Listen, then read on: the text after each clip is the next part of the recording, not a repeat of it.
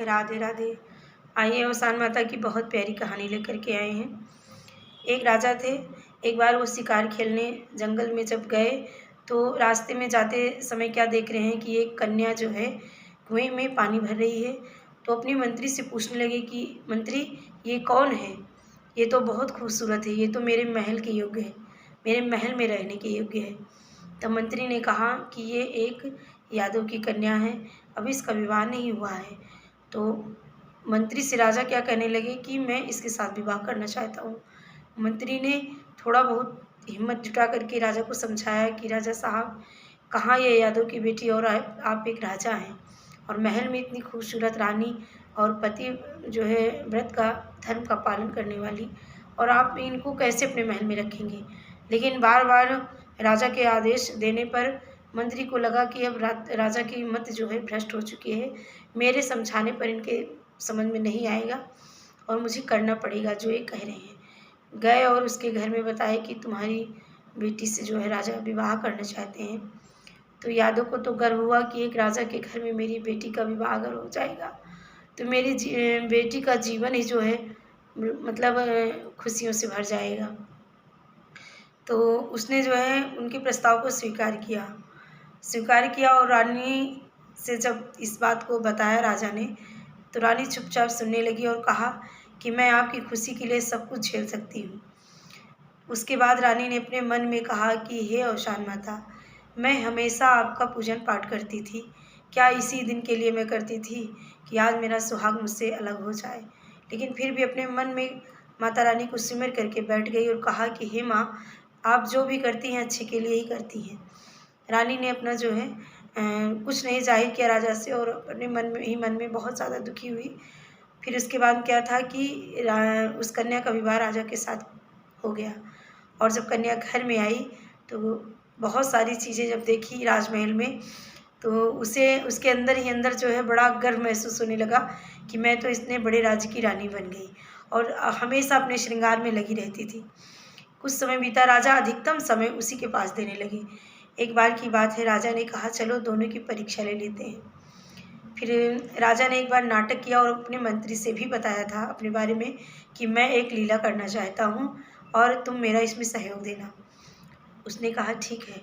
एक बार की बात है, राजा ने अपने सिर को पकड़ करके और अपनी दूसरी रानी के पास गए और बोले कि मेरे सिर में बहुत ज़्यादा दर्द हो रहा है, इसे दबा दो।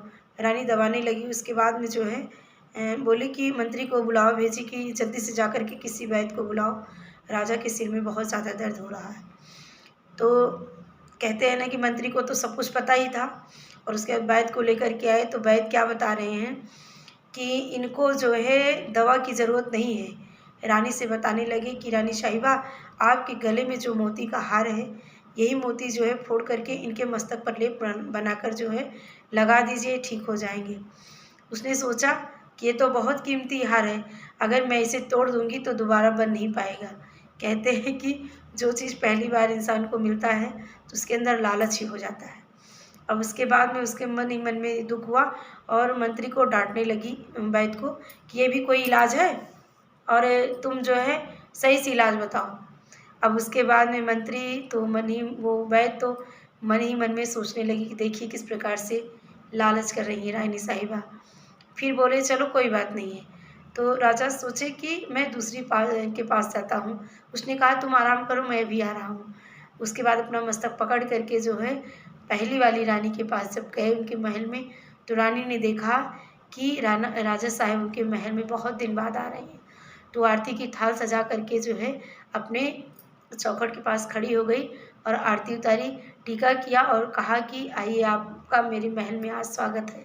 बहुत ज़्यादा प्रसन्न होकर के जो है राजा को अपने पलंग पर बिठाई और कहा कि आप इस तरीके से अपने सिर को क्यों पकड़ रखे हैं। तो राजा ने बताया कि मेरे सिर में बहुत भयंकर दर्द हो रहा है और ये ठीक नहीं हो रहा है। तो रानी ने कहा वैद्य को नहीं बताया? बोले कि वैद्य को दिखाया, लेकिन वैद्य कह रहे हैं कि तुम्हारे गले में जो ये मोती का हार है, अगर इसी मोती को फोड़ करके पीस करके आप लेप बना करके मेरे मस्तक पर लगा देंगी तो मैं ठीक हो जाऊंगा। रानी ने क्या किया, कहा, एक मोती की क्या ज़रूरत है, मैं पूरे हार को ही तोड़ देती हूँ। जब आप ही सही नहीं रहेंगे तो मैं हार पहनकर किसको दिखाऊंगी। रानी ने अपने हार को तोड़ डाला और पीसने लगी। बस राजा क्या था कि राजा ने उसका हाथ पकड़ लिया रानी का और कहा, सच में तुम मेरी रानी हो। कहते हैं कि अगर किसी दूसरे जाति या अपने से छोटे में कुछ करिए तो मेरी कीमत को नहीं समझ पाया आज तक, और ना ही वो समझ पाएगी। बस क्या था, राजा ने जो है उनको अपने हृदय से लगा लिया और कहा कि मैं, तुम्हारा स्थान मेरे महल में सर्वोत्तम है, सबसे ऊंचा है, और इसको मैं दासी बना करके अपने महल में रखूँगा। आज के बाद मेरा इससे कोई संपर्क नहीं रहेगा। कहते हैं जो दासी है वो दासी के ही स्थान पर शोभायमान है। रानी अपने मन ही मन में औशान माता को स्मरने लगी कि हे माता रानी, आपने मुझे कष्ट दिया और मुझे धैर्य भी धारण करने की क्षमता दी। हे माता, आपकी सदा जय हो। और रानी ने पूरा ढिढोरा पिटवा दिया और खूब अच्छे से औशान माता की पूजा की। ऐसी ही मेरी औशान माता। बोले औशान माता की जय।